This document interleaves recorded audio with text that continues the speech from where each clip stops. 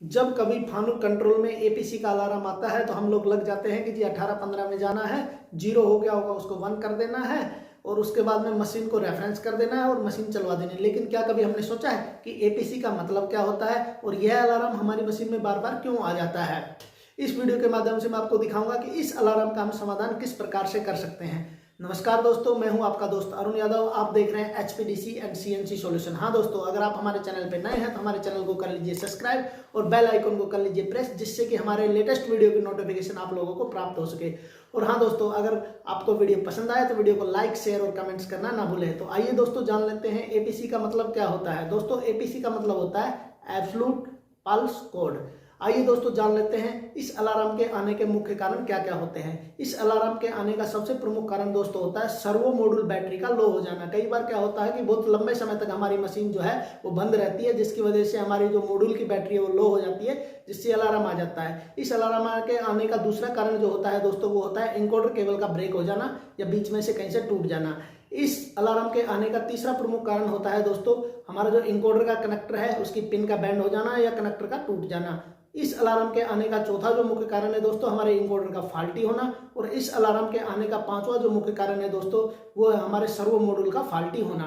तो आइए दोस्तों जान लेते हैं बारी बारी से कि इस समस्या का हम समाधान किस प्रकार से कर सकते हैं। तो दोस्तों इस समस्या के लिए हमें सबसे पहले बैटरी के वोल्टेज मल्टीमीटर से चेक कर लेने चाहिए। अगर वोल्टेज सही नहीं है तो बैटरी को रिप्लेस कर देना चाहिए। इस समस्या का दूसरा जो कारण था एनकोडर केबल अगर डैमेज है हमारी तो एनकोडर केबल को हमें नई रिप्लेस कर देना चाहिए। अगर नई नहीं है तो किसी और एक्सिस की निकाल के हमें लगा के चेक कर लेनी चाहिए। इस समस्या का तीसरा जो कारण था एनकोडर कनेक्टर का डैमेज होना या पिन का टूट जाना। तो इसके लिए हम एनकोडर की जो पिन है उनको चेक कर लेंगे। अगर पिन डैमेज है तो हम कनेक्टर भी बदल सकते हैं एनकोडर का, नहीं तो पूरा एनकोडर भी रिप्लेस कर सकते हैं। और चौथा हमारा जो कारण था कि एनकोडर का फॉल्ट होना, जिसमें हम दूसरी एक्सिस का एनकोडर अगर सेम मॉडल का है तो वो लगा के चेक कर सकते हैं या हम एनकोडर नया रिप्लेस कर सकते हैं। पांचवा जो कारण है दोस्तों अगर कोई मॉड्यूल सिंगल में है तो हम उस मशीन से कोई दूसरा और मॉड्यूल उससे जिससे मैच हो रहा है उसको लगा के चेक कर सकते हैं। अगर नहीं है तो उस सेम मॉडल की कोई दूसरी मशीन है उसका मॉड्यूल लगा के हम उसको चेक कर सकते हैं। तो दोस्तों आइए अब वीडियो स्टार्ट करते हैं। लेकिन वीडियो स्टार्ट करने से पहले दोस्तों मैं आपको एक चीज़ बता देना चाहता हूँ। जिन साथियों को इस चीज़ की नॉलेज नहीं है वो इस पर काम ना करें, क्योंकि इसमें बहुत सारे पैरामीटर होते हैं। अगर एक भी गलत इनपुट दब गई है तो उसकी वजह से कोई एक्सीडेंट या दुर्घटना हो सकती है। तो कृपया करके इस चीज़ का ध्यान रखें। तो आइए दोस्तों वीडियो स्टार्ट करते हैं। देखिए अब हम आ गए हैं मशीन की मेन स्क्रीन पर। यहाँ पे एक आपको डिस्प्ले में अलार्म ब्लिंक करता हुआ दिखाई दे रहा होगा। देखिए अब हम देखते हैं कि ये अलार्म क्या है, इसको हम चेक कर लेते हैं। तो इसके लिए हमें मैसेज प्रेस करना पड़ेगा। देखिए मैं मैसेज प्रेस कर देता हूँ। ये देखिए मैंने मैसेज प्रेस किया। ये अलार्म है DS0300 जेड का अलार्म है। APC alarm need reference return, मतलब कि जेड की जो पोजीशन है वो सही नहीं है। तो हमें सबसे पहले ऑफसेट की प्रेस करनी होगी। देखिए पैरामीटर राइट का जो 0 है उसको अनेबल करना पड़ेगा, 1 करना पड़ेगा हमें। 1 डाल के मैंने इनपुट दबाया। देखिए यहाँ पे एक वार्निंग आ गई है, रॉन्ग मोड है, रॉन्ग मोड दे रहा है ये, तो हमने कुछ गलत किया है। इसका मतलब हमें पहले सबसे पहले MDI सेलेक्ट करना होगा। MDI के बिना ये किसी मोड में ऑन नहीं होगा। MDI मैंने सेलेक्ट कर दिया। अब 1 डाल देता हूँ मैं इसमें, और 1 डालने के बाद इनपुट दबा देता हूँ। देखिए इसने एक्सेप्ट कर लिया है। तो ये हमारा जो पैरामीटर स्विच है वो ऑन हो गया। अब हम चलते हैं सिस्टम में। देखिए सिस्टम में हम पहुँच गए हैं। अब हमें पैरामीटर सर्च करना होगा 18-15 डाल दिया मैंने। अब इसको सर्च कर लेते हैं। ये देखिए आप देख पा रहे होंगे, मैं इसको दबा दिया है मैंने। देखिए यहाँ पे एक 0 है, ये बाकी सब में 1 है। तो तीसरी एक्सिस जो जेड थी हमारी उसी में हमारा अलार्म था। इसमें 4 एक्सिस हैं, चौथी एक्सिस हमने बंद कर रखी है, अभी 3 एक्सिस यूज में है। देखिए ये जो 0 है इसको हमें 1 करना होगा, तभी जाके हमारा जो है अलार्म हटेगा। तो सबसे पहले हमें जाना होगा दोबारा से पोजीशन के ऊपर। देखिए पोजीशन मैं दिखाता हूँ, जेड की पोजीशन 0 दिखा रहा है, लेकिन एक्चुअल वैल्यू कुछ और है। देखिए कितना नीचे है, इससे करीब 100 mm के आसपास है, ये नीचे है। तो हमें वापस से इसको ऊपर लेके जाना पड़ेगा, बराबर करना पड़ेगा। दोनों को आमने सामने करेंगे। ये रेफरेंस पॉइंट है, हर मशीन में रेफरेंस पॉइंट दिया हुआ होता है, तो इसमें भी है। अगर नहीं दिया हुआ है तो आप अपने हिसाब से कर सकते हैं कि रेफरेंस आपको कहाँ करना है एक्सिस को। देखिए अब हम आ गए हैं यहाँ पे, हैंडल मोड हमने प्रेस करके इसको मूव करवा रहे हैं। अब देख पा रहे होंगे हैंडल मोड में हम इसको ऊपर ले लेते हैं। ये देखिए दोनों एरो को आमने सामने कर देंगे। ये इसका होम पॉइंट है मशीन का। दोनों एरो आमने सामने आ गए हैं। दोनों एरो आप देख पा रहे होंगे।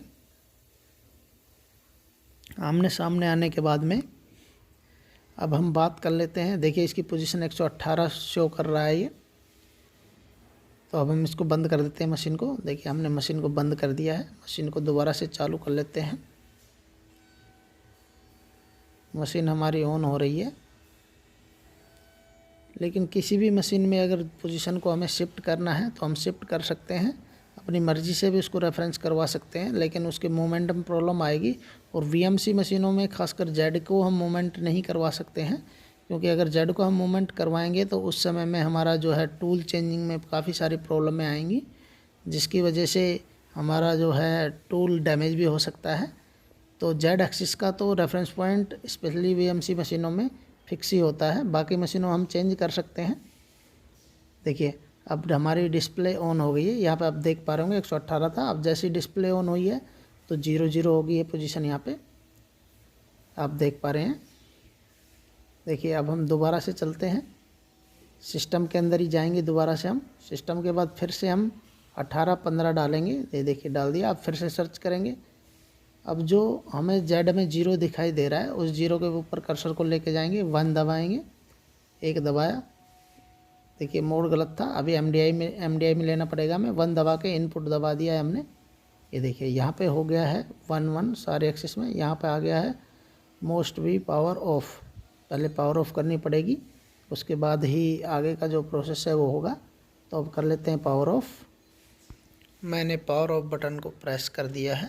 देखिए पावर ऑफ हो गई है। अब हम कर देते हैं पावर ऑन। ये देखिए पावर ऑन हो गई है। जब तक पावर ऑन होती है दोस्तों, मैं आपको बता दूं कि अगर एक्सिस को बीच में रेफरेंस पॉइंट दे दिया जाता है तो ओवर ट्रैवल का जो है वो अलार्म भी क्रिएट हो जाएगा। ओवर ट्रैवल का अलार्म आएगा इसमें। तो एक्सिस को होम की जगह पे ले जाके ही होम करें, ताकि ओवर ट्रैवल वगैरह का अलार्म ना आए। देखिए मशीन ऑन हो रही है, आप देख पा रहे होंगे। जैसे ही ये ऑन हो जाती है उसके बाद में हमें अलार्म का क्लियर हो जाएगा कि हमारा जो अलार्म है उसका क्या रहा। तो देखिए ये हो गया है एंड, और अब हो जाएगी हमारी ऑन। देखिए आप देख पा रहे होंगे जेड की पोजीशन 00 आ रही है। तो इसका मतलब है कि हमारी जो एक्सिस है वो रेफरेंस हो चुकी है। ये देखिए मैं आपको पोजीशन दिखा देता हूँ वहाँ पे ले जाके। ये देखिए 00 है, और यहाँ पे आप ले जाके देखिए ये दोनों आमने सामने हैं बिल्कुल, मतलब कि होम पोजीशन पे है मशीन। देखिए तो अब चलते हैं। देखिए मैं मैसेज दिखा देता हूँ आपको। मैसेज प्रेस करके ये पैरामीटर स्विच ऑन आ रहा है, तो मैं इसको ऑफ कर देता हूँ एक बार। ये देखिए पैरामीटर राइट में जाके राइट को मैंने एमडीआई सेलेक्ट कर लेता हूँ और 1 दे देता हूँ एक बार। ये देखिए और रीसेट कर दिया मैंने। देखिए अलार्म हट गया है डिस्प्ले के ऊपर से। ये देखिए कोई अलार्म नहीं है मशीन के अंदर। तो इस प्रकार से एपीसी का जो अलार्म था उसको हमने रिमूव कर दिया है।